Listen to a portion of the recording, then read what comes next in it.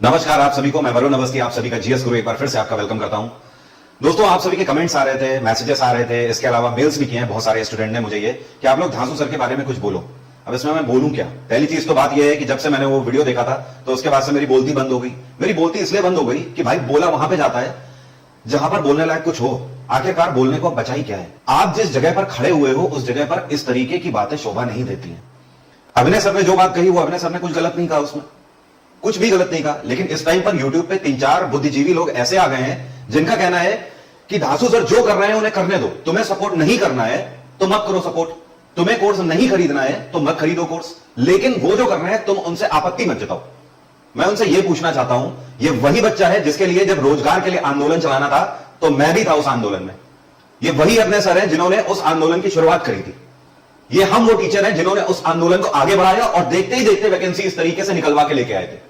बहुत सारी चीजों में बदलाव करके लाए हैं और उस टाइम पर जब बच्चे के साथ गलत नहीं होने दिया तो आज जब उसका फायदा उठाया जाएगा तो भी हम कुछ ना बोले। ऐसा नहीं हो सकता ना।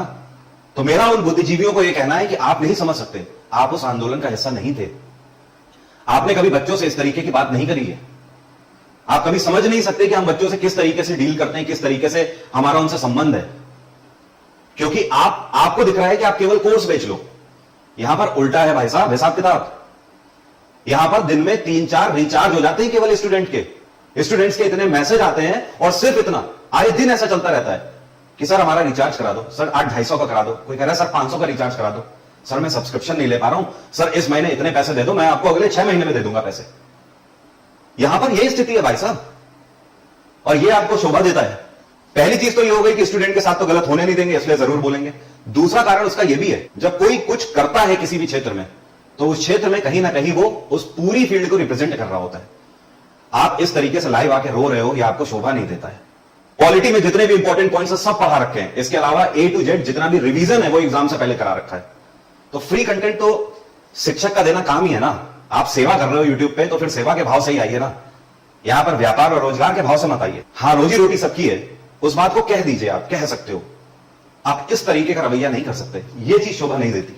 इस थंबनेल में आप पढ़िए क्या लिखा है, पढ़ाना छोड़ रहा हूं मैं। क्या आपने पढ़ाना छोड़ा? यहां पर आपने लिखा आखिरी बार बातचीत। क्या आपने आखिरी बातचीत करी?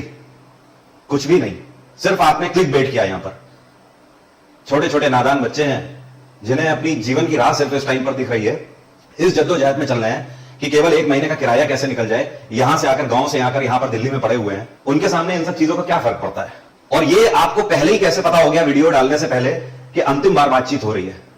ये आपको कैसे ही पता लग गया कि आप उसके बाद पढ़ाना छोड़ रहे हो? पर कभी क्लास नहीं होगी आज के बाद यूट्यूब में।